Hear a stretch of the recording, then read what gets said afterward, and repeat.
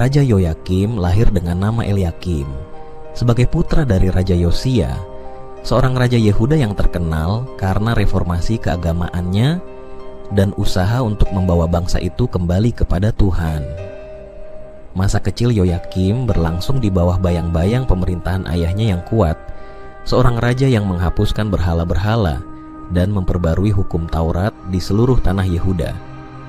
Elyakim tumbuh di lingkungan istana yang penuh dengan ajaran agama yang kuat, namun di dalam dirinya tampaknya ada bibit pemberontakan yang kelak akan membentuk masa depannya. Ketika Yosia meninggal pada tahun 609 sebelum Masehi dalam pertempuran Megido melawan Firaun Nekho II dari Mesir, tahta Yehuda jatuh ke tangan saudaranya Yoahas. Namun, pemerintahan Yoahas tidak berlangsung lama.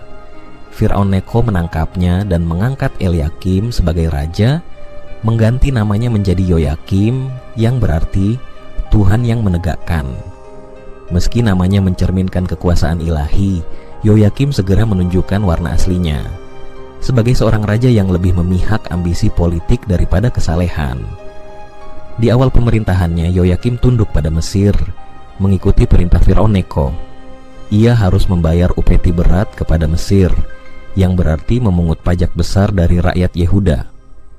Beban ini menyebabkan penderitaan dan ketidakpuasan di kalangan rakyat. Namun Yoyakim terus memperkuat kekuasaannya tanpa memperhatikan penderitaan mereka. Saat dunia di sekeliling Yehuda bergolak, Yoyakim segera menghadapi ancaman yang jauh lebih besar. Nebukadnezar II, Raja Babel, yang mulai memperluas kekuasaannya di wilayah Timur Tengah. Pada tahun 605 sebelum Masehi, Babel menaklukkan Mesir dalam pertempuran Karkemis, dan Yoyakim pun harus tunduk kepada Nebukadnezar. Ia menjadi vasal Babel dan harus membayar upeti ke Babel, menggantikan ketergantungannya pada Mesir. Selama 3 tahun, Yoyakim memenuhi kewajiban ini, namun di dalam dirinya tumbuh keinginan untuk melepaskan diri dari cengkeraman Babel.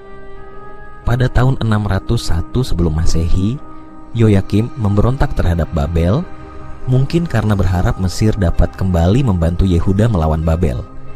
Namun, harapan itu tidak terwujud.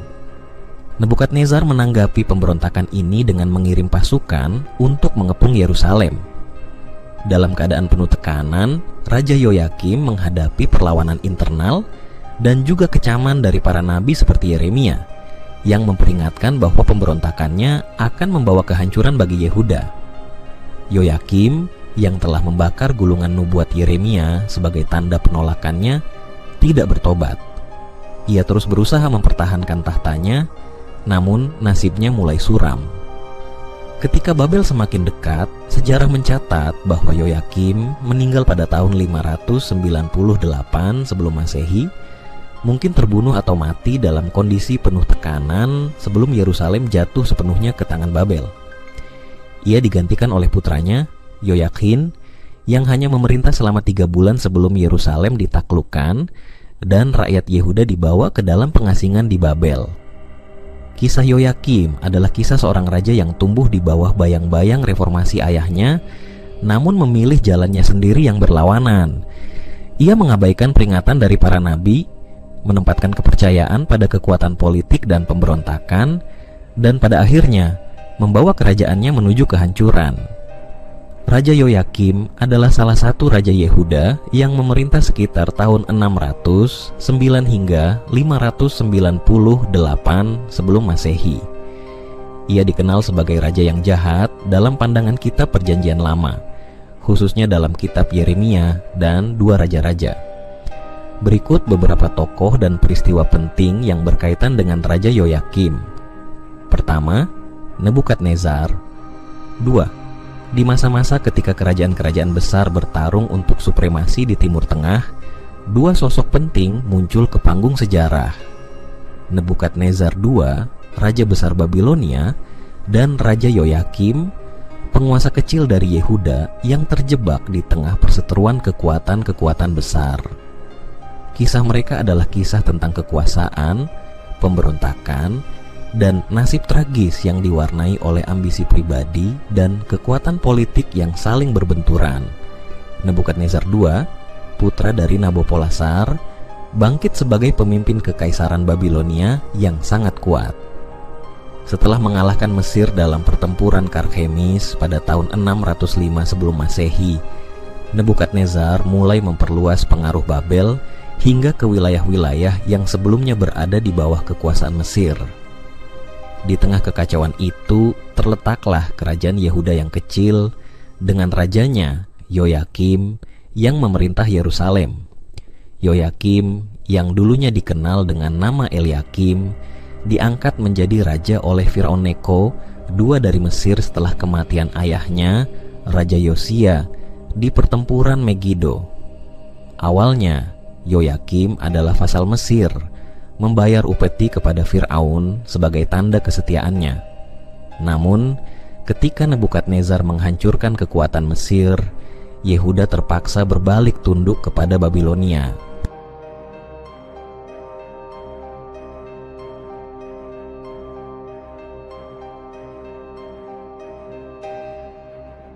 Pada tahun 605 sebelum Masehi, setelah kemenangan gemilang Nebukadnezar di Karkemis, Raja Yoyakim dipaksa untuk tunduk kepada kekuatan Babilonia yang baru menguasai wilayah tersebut.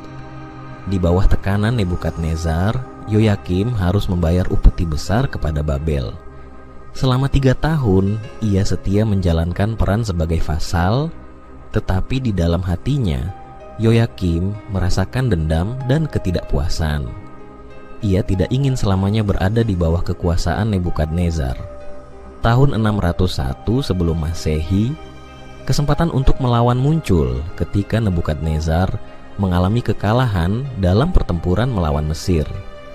Yoyakim merasa inilah saat yang tepat untuk melepaskan diri dari cengkeraman Babilonia.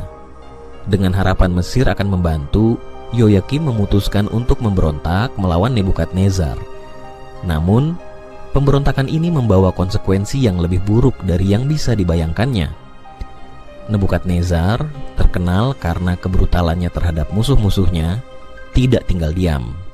Ia mengirim pasukan besar ke Yehuda untuk menghukum pemberontakan ini. Ketegangan semakin meningkat di Yerusalem, dan Yoyakim mulai merasakan tekanan yang menghancurkan dari dalam dan luar. Di satu sisi, ia dikecam oleh Nabi Yeremia yang memperingatkan bahwa pemberontakannya hanya akan membawa kehancuran bagi Yehuda.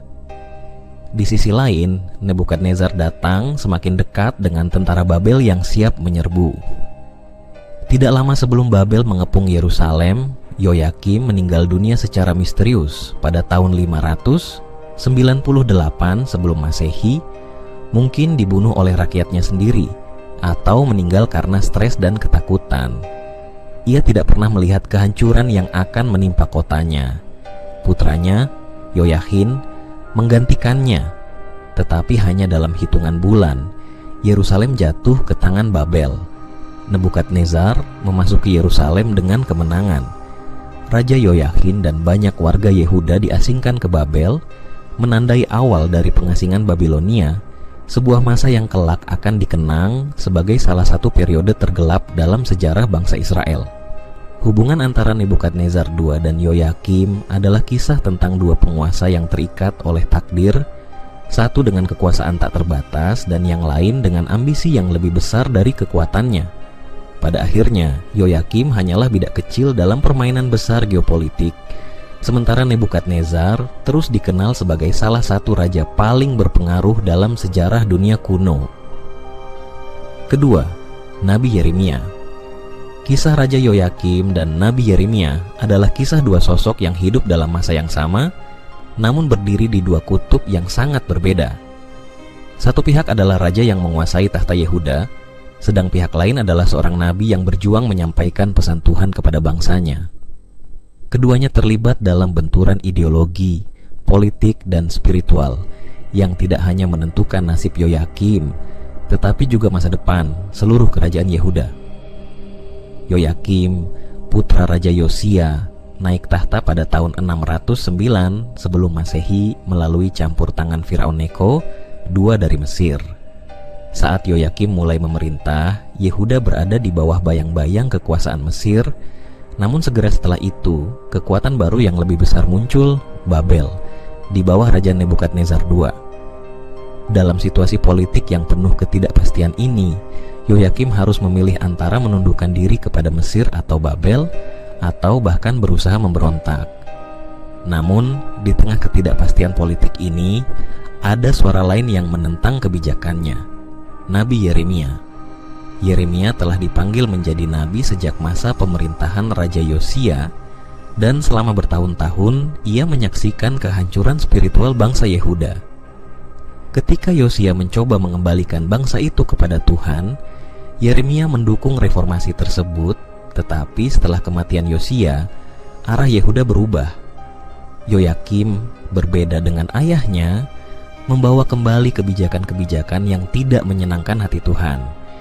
Ia terlibat dalam politik kotor, membebani rakyatnya dengan pajak berat untuk membayar upeti kepada kekuatan asing, dan mengabaikan suara para nabi. Yeremia adalah suara yang terus berbicara menentang arah ini.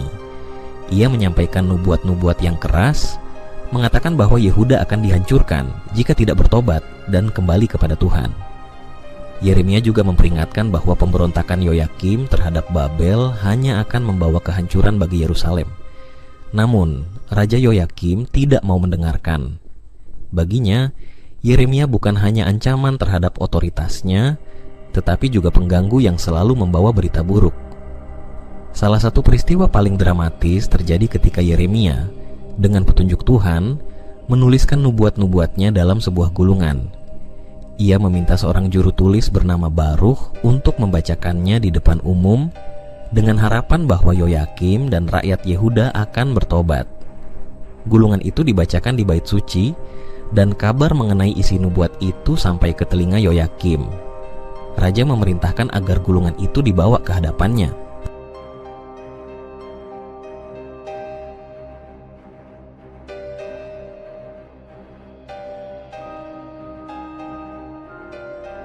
Saat gulungan itu dibacakan di hadapannya, Yoyakim duduk di depan api. Dengan penuh kemarahan dan penghinaan, setiap kali bagian dari gulungan selesai dibacakan, ia mengambil pisau dan memotong potongan gulungan tersebut, lalu melemparkannya ke dalam api. Perlahan-lahan, seluruh gulungan yang berisi peringatan Tuhan punah dalam kobaran api di hadapan Yoyakim. Tindakan ini adalah simbol dari penolakan total Yoyakim terhadap pesan Tuhan yang dibawa oleh Yeremia. Namun, Yeremia tidak gentar. Tuhan memerintahkannya untuk menuliskan kembali semua nubuat yang telah dibakar oleh raja, dan kali ini dengan tambahan kata-kata tentang hukuman yang akan menimpa Yoyakim dan Yehuda. Melalui Yeremia, Tuhan menyatakan bahwa Yoyakim tidak akan mati dengan damai, tetapi mayatnya akan dibuang begitu saja tanpa kehormatan, dan Yehuda akan dihancurkan oleh Babel. Meskipun Yoyakim berusaha menentang nubuat-nubuat ini, perlahan-lahan kehancuran mulai mendekat. Yoyakim memberontak terhadap Nebukadnezar setelah 3 tahun tunduk sebagai vasal Babel, dan tindakan ini menyebabkan pengepungan Babel terhadap Yerusalem. Sebelum Babel benar-benar menyerbu kota itu, Yoyakim meninggal, mungkin terbunuh dalam kondisi yang penuh misteri, atau mati karena tekanan perang yang semakin dekat. Nasib tragisnya menggenapi nubuat Yeremia. Ia tidak mendapat pemakaman yang layak, dan mayatnya dibiarkan begitu saja. Sebuah penghinaan besar bagi seorang raja. Di akhir kisah ini, Nabi Yeremia terus menyampaikan pesan-pesannya, meskipun nasib Yehuda semakin gelap. Yoyakim, yang menolak suara Nabi Tuhan dan memilih jalannya sendiri, akhirnya membawa kehancuran bagi dirinya dan bangsanya. Sementara itu, Yeremia menjadi saksi atas kejatuhan Yehuda, tetap setia pada panggilannya untuk berbicara kebenaran di tengah penolakan dan bahaya. Kisah Yoyakim dan Yeremia adalah kisah tentang 2 tokoh yang berada di persimpangan antara kehendak manusia dan kehendak ilahi. Yoyakim, dengan segala kekuatannya sebagai raja, berusaha mengabaikan dan mengalahkan suara kebenaran, tetapi pada akhirnya ia tidak dapat melarikan diri dari takdir yang telah ditentukan Tuhan melalui Yeremia. Ketiga, Mesir. Kisah Raja Yoyakim tidak hanya berputar di sekitar Yehuda dan Babel, tetapi juga terkait erat dengan kekuatan besar di selatan, yaitu Mesir. Negeri Mesir, di bawah kekuasaan Firaun Neko II, memainkan peran penting dalam perjalanan hidup dan pemerintahan Yoyakim, sebuah hubungan yang pada akhirnya menjadi campuran antara kesempatan dan kehancuran. Setelah kematian ayahnya, Raja Yosia, dalam pertempuran Megido pada tahun 609 sebelum Masehi, Yehuda terombang-ambing di antara dua kekuatan besar, Mesir dan Babel. Yosia, seorang raja yang dihormati karena reformasi keagamaannya, terbunuh saat mencoba menghadang pasukan Mesir yang dipimpin oleh Firaun Neko II. Firaun sedang dalam perjalanan untuk membantu sekutu lamanya, Kekaisaran Asyur, yang sedang berperang melawan Babel. Kematian Yosia adalah pukulan berat bagi Yehuda, dan dengan hilangnya pemimpin kuat mereka, kerajaan kecil ini menjadi sangat rentan. Setelah kematian Yosia, rakyat Yehuda segera menobatkan Yoahas, putra Yosia yang lebih muda, sebagai raja. Namun, pemerintahan Yoahas hanya berlangsung 3 bulan. Firaun Neko II, yang kembali dari kampanye militernya, tidak senang dengan pilihan ini. Ia menangkap Yoahas dan membawanya ke Mesir sebagai tawanan. Disinilah peran Yoyakim dimulai. Yoyakim, yang sebenarnya bernama Eliakim, adalah kakak Yoahas. Melalui campur tangan Firaun Neko II, Eliakim diangkat sebagai raja yang baru. Neko mengganti namanya menjadi Yoyakim, nama yang berarti Tuhan yang menegakkan, sebagai simbol bahwa ia sekarang memegang kendali, bukan hanya atas Yehuda, tetapi juga atas nasib Yoyakim. Sebagai tanda kesetiaannya, Yoyakim harus membayar upeti besar kepada Mesir, yang membuat Yehuda semakin terbebani oleh pajak berat. Dalam bayangan Firaun, Yoyakim memerintah Yehuda dengan tangan yang tidak sepenuhnya bebas. Ia harus mengikuti kehendak Mesir, dan upeti yang harus dibayar itu tidak hanya membuat rakyatnya menderita, tetapi juga menguras sumber daya kerajaan. Hubungannya dengan Mesir, meskipun tampak kuat dari luar, sebenarnya adalah hubungan ketergantungan yang rapuh. Namun, situasi berubah drastis pada tahun 605 sebelum Masehi, ketika Nebukadnezar II dari Babel mengalahkan Mesir di pertempuran Karkemis. Dengan kemenangan besar ini, Mesir kehilangan pengaruhnya di wilayah sekitar Yehuda, dan Firaun Neko II dipaksa mundur. Yoyakim, yang sebelumnya bergantung pada perlindungan Mesir, sekarang dihadapkan pada pilihan yang sulit: tetap setia kepada Firaun Neko yang semakin lemah, atau tunduk kepada kekuatan baru, Babel. Yoyakim akhirnya memilih untuk tunduk kepada Nebukadnezar dengan harapan dapat menyelamatkan tahtanya. Namun, di dalam hatinya, ia tetap memiliki ikatan dengan Mesir.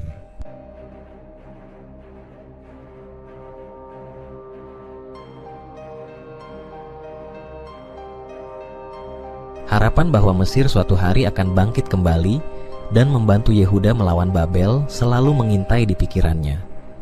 Hal ini membuatnya ragu-ragu dalam mengambil keputusan strategis, dan rasa ketidakpastian ini pada akhirnya membawa kehancuran bagi dirinya dan kerajaannya. Mesir, yang pernah menjadi pelindung Yoyakim, tidak mampu lagi memberikan bantuan ketika Nebukadnezar menghancurkan pemberontakan Yoyakim beberapa tahun kemudian. Dalam ketidakpastian itu, Yoyakim terjebak, seorang raja yang awalnya diangkat oleh Mesir, tetapi akhirnya tidak mampu menyelamatkan dirinya dari kehancuran yang dibawa oleh Babel. Hubungan Yoyakim dengan Mesir adalah kisah tentang harapan palsu dan kekuasaan yang rapuh. Ia menjadi raja melalui dukungan Mesir, tetapi ketika kekuatan Mesir melemah, ia mendapati dirinya sendirian, tanpa perlindungan dan tanpa jalan keluar.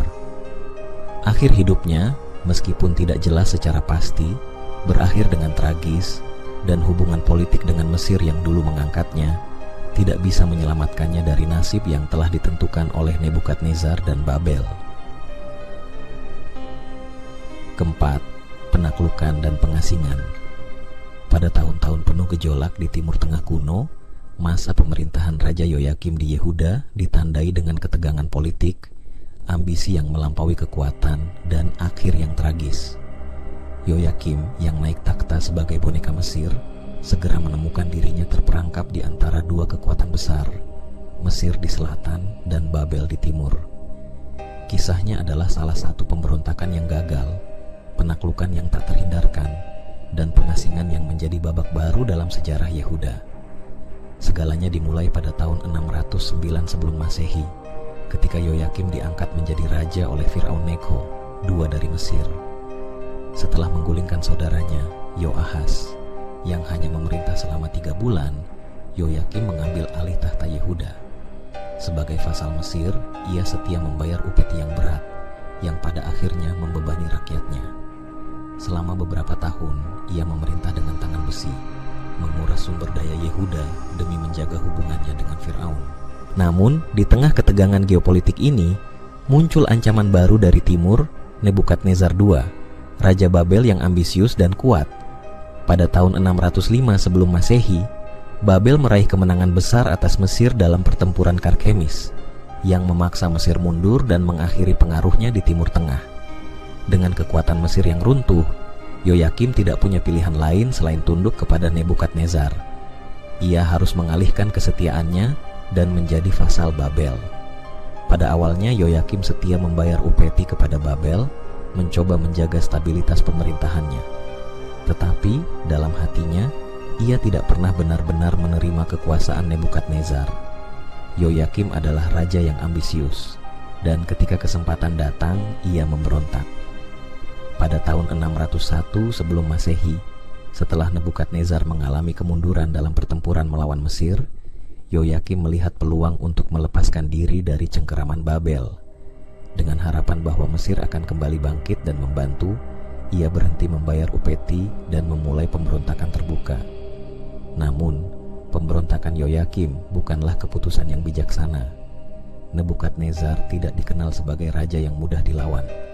Mendengar berita pemberontakan itu, ia segera bertindak. Pada tahun 598 sebelum Masehi, Nebukadnezar mengirim pasukan besar untuk mengepung Yerusalem. Yoyakim, yang sebelumnya merasa dirinya kuat dengan dukungan Mesir, kini mendapati dirinya dalam situasi yang berbahaya. Mesir yang diandalkannya tidak datang membantu. Sebaliknya, tentara Babel mendekati tembok-tembok Yerusalem, dan pengepungan dimulai. Selama pengepungan itu, Raja Yoyakim mengalami tekanan luar biasa. Tidak ada catatan yang jelas tentang bagaimana ia meninggal. Namun beberapa sumber menunjukkan bahwa ia mungkin dibunuh oleh rakyatnya sendiri, yang marah dengan keputusan buruknya yang membawa kehancuran bagi Yehuda. Yang lain berpendapat bahwa ia mati karena stres atau dibunuh oleh tentara Babel. Bagaimanapun, kematiannya terjadi sebelum Babel berhasil sepenuhnya menaklukkan kota itu. Setelah kematian Yoyakim, putranya Yoyakhin diangkat menjadi raja. Namun, Yoyakhin hanya memerintah selama 3 bulan. Pada tahun 597 sebelum Masehi, Nebukadnezar berhasil menaklukkan Yerusalem sepenuhnya. Sebagai bentuk hukuman atas pemberontakan yang dipimpin oleh Yoyakim, Nebukadnezar mengasingkan banyak orang Yehuda ke Babel, termasuk Yoyakhin dan keluarganya, pejabat istana, serta para pengrajin dan pemimpin masyarakat. Ini dikenal sebagai pengasingan Babilonia yang pertama. Pengasingan ini bukan sekadar hukuman politik, tetapi juga awal dari perubahan besar dalam sejarah bangsa Yehuda. Mereka yang diasingkan di Babel mengalami kehidupan sebagai orang asing di tanah yang jauh, namun di sana pula mereka mulai merenungkan identitas mereka sebagai umat Tuhan.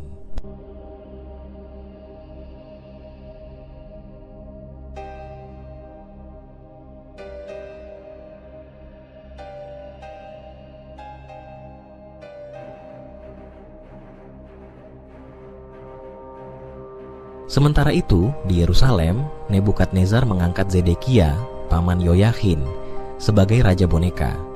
Namun, Zedekia sendiri akhirnya memberontak melawan Babel beberapa tahun kemudian, yang menyebabkan kehancuran Yerusalem secara total pada tahun 586 sebelum Masehi.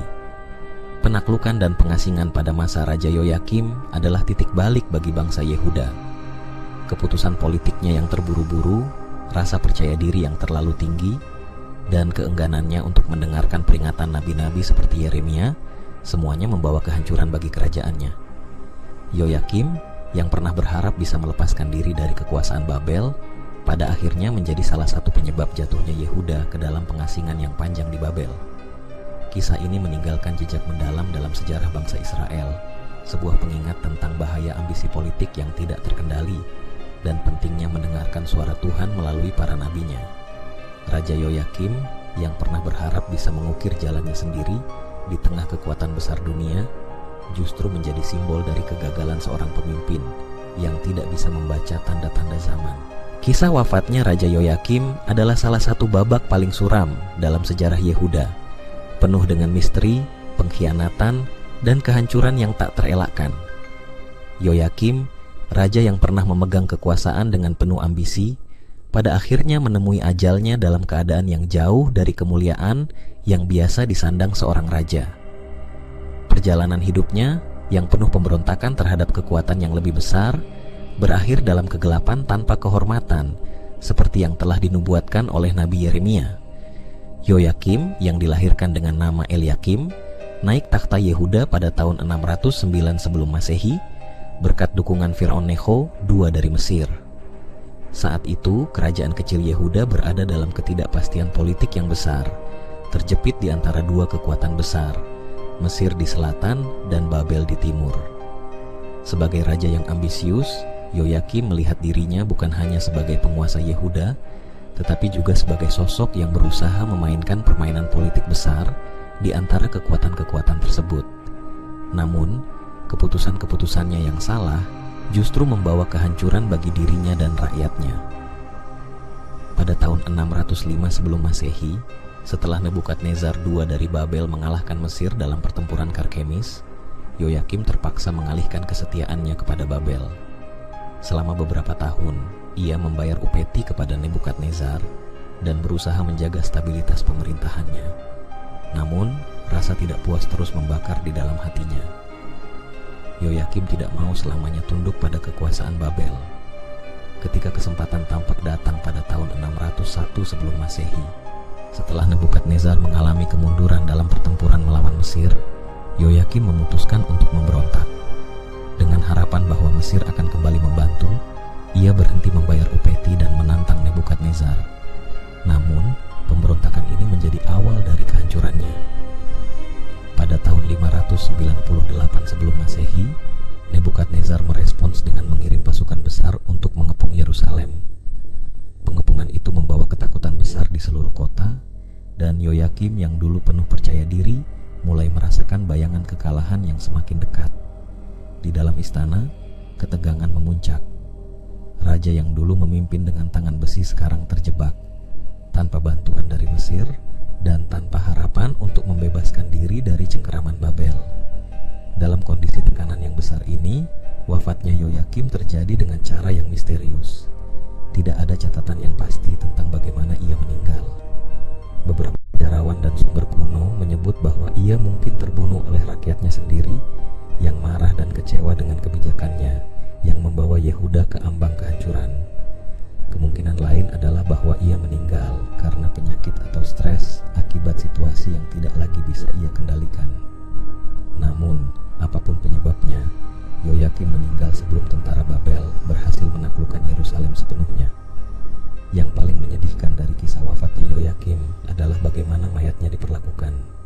Seperti yang dinubuatkan oleh Nabi Yeremia, Yoyakim tidak akan mendapatkan pemakaman yang layak. Tidak ada prosesi pemakaman megah, tidak ada penghormatan bagi seorang raja. Sebaliknya, tubuhnya dibuang begitu saja. Seperti bangkai yang dilemparkan ke tanah, siang hari akan dilihat oleh matahari, dan malam hari akan menjadi santapan binatang liar. Begitulah nubuat Yeremia tentang kematian Yoyakim. Hal ini menjadi penghinaan yang luar biasa bagi seorang raja yang terbiasa dengan kemuliaan dan kehormatan. Setelah kematiannya, tahta Yehuda jatuh ke tangan putranya, Yoyakim, yang hanya memerintah selama 3 bulan sebelum Nebukadnezar menaklukkan Yerusalem sepenuhnya. Yoyakim dan keluarganya, serta sebagian besar rakyat Yehuda yang terkemuka, diasingkan ke Babel, menandai awal dari pengasingan Babilonia.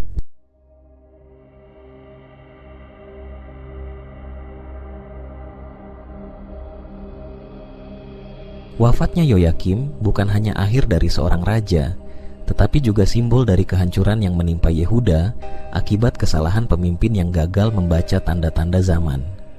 Pemberontakannya yang gegabah, penolakannya terhadap suara para nabi seperti Yeremia, dan ambisinya yang tidak sesuai dengan kekuatan kerajaannya sendiri, semuanya berkontribusi pada akhir tragis yang ia alami. Dengan kepergiannya, Yoyakim meninggalkan Yehuda dalam keadaan yang lebih lemah dari sebelumnya, sebuah kerajaan yang sudah diambang kejatuhan total. Namun, kisahnya tetap menjadi peringatan bagi generasi-generasi selanjutnya tentang bahaya ambisi yang berlebihan dan pentingnya mendengarkan peringatan ilahi. Raja yang mati tanpa kehormatan itu mungkin terlupakan dalam sejarah kekuasaan, tetapi dampak dari pilihannya akan terus dirasakan oleh rakyatnya selama bertahun-tahun.